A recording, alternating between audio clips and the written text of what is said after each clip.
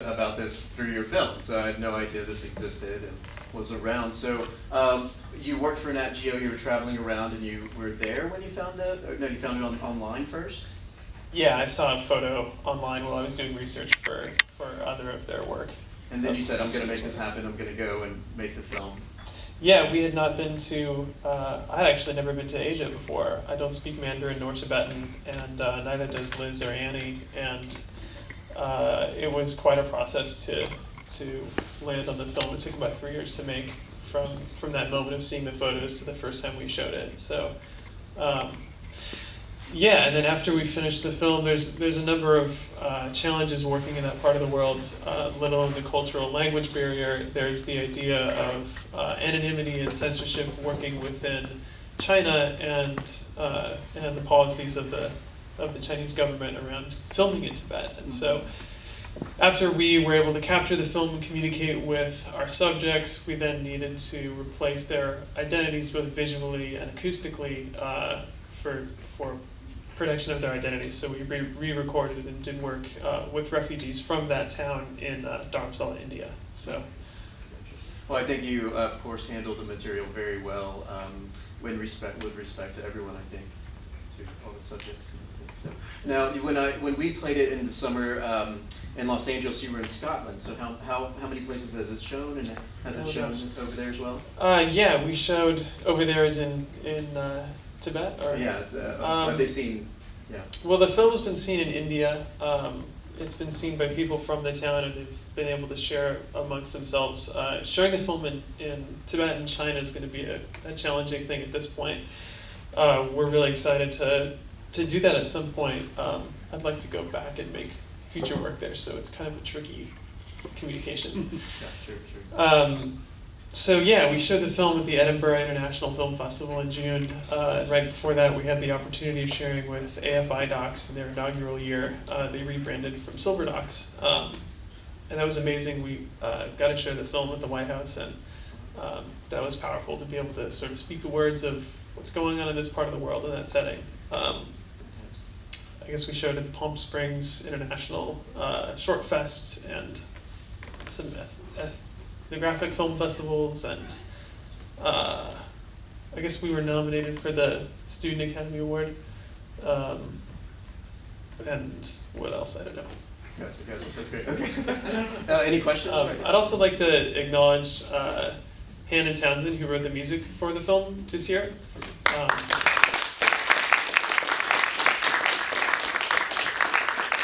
And I'd also like to thank Beverly and Gary Newsom, who are here, who are incredible supporters of the project. Is Drew here as well? Drew's unfortunately not here today. Oh, gotcha. Well, okay, thank you so much. We'll move on. I'm going to come back to each one of y'all and ask what your next projects are. But again, okay, so tell us how you came up with the idea, what made you make the film? The inspiration for the film, actually, oddly enough, was about a guy who's the caretaker of the King of Afghanistan's private hunting ranch, which Liz and I were talking about when we were in LA, and really kind of getting a kick out of how, like, they sort of started in kind of similar places, and kind of took different routes. And this guy, the King of Afghanistan was deposed in the 70s, and he's still living in this valley in Afghanistan, and all the animals are gone now.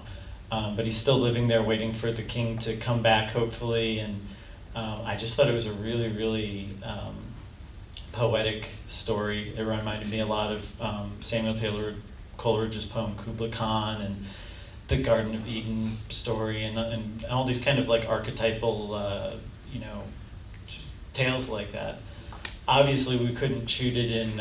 Well, I guess we could shoot it in Afghanistan, but we decided that it probably would be much more feasible and much more within our budget range if we shot it in Texas. So things changed, but I think overall it retains a lot of the core of what kind of the initial impetus to do the film.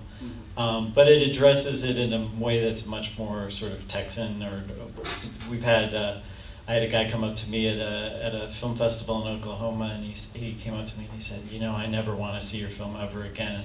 And I said, why? And he goes, I know people who've gone through that, and I'm glad I saw it, but I don't really want to watch it again for entertainment. So there's you know, it's kind of, it definitely has a local flavor to it. Sure. You know, quite a number of the films tonight in the showcase, I said this in LA, are about death or the end of things, and so, but we say there's only two things that are certain: are death in Texas. Right. Thank you. And the ambivalent relationship the state has with birds, apparently. That's right too. I have a question on the ending shot where he goes to plant the apple seeds. That was a beautiful, perfect tree. How many trees did you look at to find that? I don't know. We went out to that tree. What did who was it? Jenny or Melissa called it the most photogenic tree in the state of Texas? Yeah, Jenny Mosley Pope, our first AD. Yeah, it just was kind of. It's like in the Cork's Cattle Baron. You just meet the right person and you just know. And I saw that tree and I just knew it was meant to be. Right. I think that's the tree Malik was looking for the tree of life. Yeah. How much would that have cost for them to move? I mean, 'cause I don't know if you know the story, but they moved. Yeah. Malik had a tree moved from somewhere else, and it cost. I don't know how much it cost. There's a great YouTube video of it, but. Right. Yeah, we fortunately didn't have to move that anywhere. It was there for us. He needs to see your film. I think he has, actually. Has he? Okay, yeah. Okay, great. Excellent. Jonny Mars. Alfred. How are you? Good, buddy. What's going on? Cool program you put together. Thank you very much. It's Thank first you. time you saw it, yes. First time I've seen this iteration, yes. Okay, great, excellent. Johnny played the father, Texas actor, filmmaker. Yes. Tell us about the project, how you came aboard the project. Kat Kaler came into my office and said, "Read this." And we made it. Right then? Kind of traditional. No, she gave it to me. You know, the only thing that was really different about it was it was set in the 50s, and we were never going to raise a lot of money. So I was like, hey, you know, if they're just poor, be okay. Like, it doesn't have to be in the 50s. And she fought everybody on that for a long time, and then we didn't raise any money, and then they were poor, much like the production. And yeah, pretty much. I mean, I read it, and Kelly jumped on board to produce it, and this is a long time ago. I'm foggy on details, Alfred. I'm sorry. We went out to Georgetown. I think the hardest thing was finding a place we could light a fire during the burn ban. But Georgetown's up for anything, dude. Just run out there with a couple $100. I'll let you do whatever you want. So we did. Excellent. Now we're here. Okay. Well, actually, they are currently in production on the feature film version. That's right. They just wrapped today. They just shot the feature film version of said short film. Kat Keller wrote the feature-length version of the script, and Kelly took it to the Sundance Producers Lab, and they were able to raise like $100 million and go shoot the feature. Yeah, they've been shooting it for like 2 years. It takes a long time to spend $100 million on a poor family in Texas. That's all I'm saying. That's right. But they got Aaron Paul. Aaron Paul played the dad. I played Aaron Paul. I played the dad's best friend in the movie. And Juliette Lewis played one of the aunts of one of the boys. So it was, yeah, they did well. It was a cool little production. So we'll expect to see you in that film next year. or on the cutting room floor. I have no idea. Yeah, but yeah, sure, somewhere. Okay. I'll be somewhere in that movie. Okay. Don't blink. That's all I'll say. That's right. And you've done another film for her called Black Metal that's making the circuit right now. Yeah, we did another short. So yeah, Black Metal. Hellion was fortunate enough to premiere at Sundance 2012. What year is this? 2013? Yes. 2012. And we got back and we were like, hey, let's try to go back. And she had another feature she was working on called Black Metal, and she culled together some scenes, and Kelly and Kat and myself set out to make it, and we were fortunate enough to have that played Sundance as well, and it's on its tour right now. Right. Excellent. I'm going to say a couple of things about the filmmakers that are not here. Eric Steele, thank you very much. Eric Steele is based out of the Dallas area. He did Cork's Cattle Baron, about the gentleman who gets let go from his job. And so that is, he's made a few films, but Eric is also a partner of actually a Texas theater, which we're going to be showing this collection of films at the Texas Theater in October with Dallas Video Fest. He couldn't make it with us tonight. And then Little Lions, about Cosmo, who tries to get his little brother to hit the bird. Little Lions was the very first short film of Tony Costello, who's based here in Austin. There are no other filmmakers here, are there? I figured you would stand up or something. There's no one here, right? Okay, just want to make sure.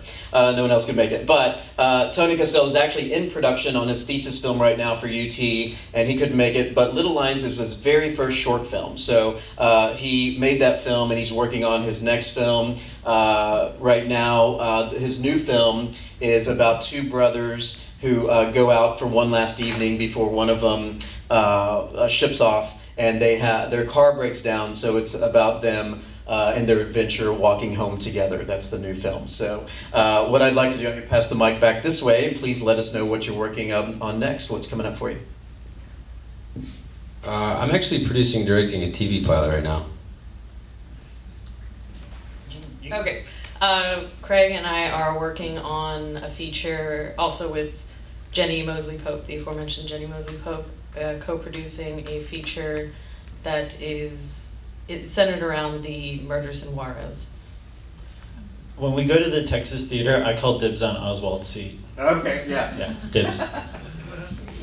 After going to Tibet, I'm working on a romantic comedy about two high school students who fall in love at prom. No, not at all. But we're actually working on going back to Tibet and doing further work there. There's a number of incredibly largely funded government projects relocating Tibetans onto government housing projects that we're interested in following. There's a $4 billion amusement park being built in Lhasa, less than a kilometer away from the temple of the Dalai Lama, Potala Palace, and we'd be interested in following the construction of those projects. So, what are you working on? What you're working on, babe? I'd like to say on our website, HoustonFilmCommission.com/showcase, you can find links to their websites, bush-film.com, Russell Bush, right? Better Archangel Films, betterarchangel.com, and yes, Archangel. I'm sorry. .com. And your website? Do you have a? JonnyMars.com. JonnyMars.com. No H. No H. But go to Candler Films. She's got all the cool stuff. Okay. Don't go to his website. Don't go to mine. Don't go to his website. Candler's got all the cool stuff. Okay. I want to ask any questions from the audience? No? Any answers? We're always looking for no answers. Well, we are here to get to. You have a question? Yes. I have a question. Okay. How did the Tibetans initially feel when you first approached them about this topic, since they've obviously been sensitive to other cultures coming in and observing these burials? Yeah, that's a really good question. We spent about a year talking with a number of potential guides for the project. As I don't speak the languages, we worked with a number of translators and people in the field who came from these towns. And so really it was that partnership and that trust with them, having them understand the concept of the kind of film that we were trying to make, and their communication therefore with people from Taksan Lamu helped us obviously have access to be able to shoot that kind of stuff. So it simply couldn't be done without that kind of communication, I think. Yes, sir. It kind of made me think of other documentaries. Like, was there any documentaries that inspired you when you made this one?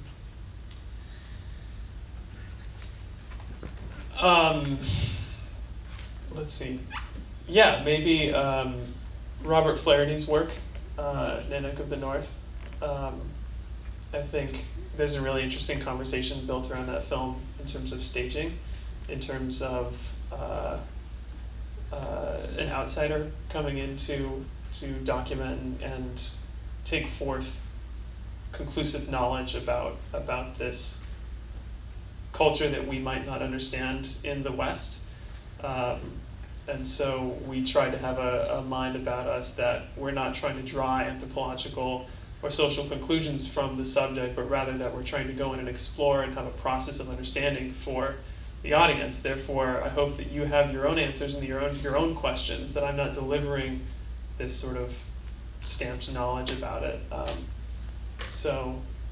Likewise, Lucien Kesting-Taylor is another visual anthropologist. He's made a film called Sweetgrass and Leviathan that, have been inspiring to read some of their work as well. There's a really great book you should check out, Transcultural Cinema. That was inspiring. Cool. Did I see someone else? Yes. I think you answered my question. I was wondering, when watching your film, are you first researchers or filmmakers? Because I found such respect for the culture, and there was such ethnographic considerations. Oh, well, thanks. Liz is actually, I'll give her all the credit. Liz is first and foremost a biologist and a researcher before a filmmaker. And I think all of us kind of share a sentiment that we're more into subjects as opposed to cinema.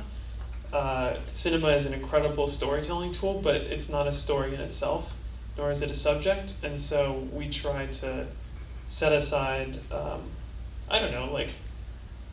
it's great to show the film here, and we're really thankful for it, but we try to not think about that kind of stuff, and just try to really get our hands around the subject that we're interacting with. Because I think the reason we're involved in film and documentary is more of a path of life, rather, of where it can take you personally, and the kind of experiences you interact with really kind of change you. So we were trying to find a journey to go on, and now we're trying to find another one. So. Thank you very much. Anyone else? Anyone else? No? Okay, well, once again, let's give the filmmakers a round of applause. Please, I'd love to thank Austin Film Society again, and thank you for being here, because your contribution is going back to Texas filmmakers, and so we really appreciate that. Please, if you like the show tonight, please spread the word that there are upcoming screenings for other cities in Texas, and we'd love to, we look forward to showing it to other people. So the filmmakers are going to be here, so any lingering questions, please visit with them. Thank you all so much for coming. Thank you.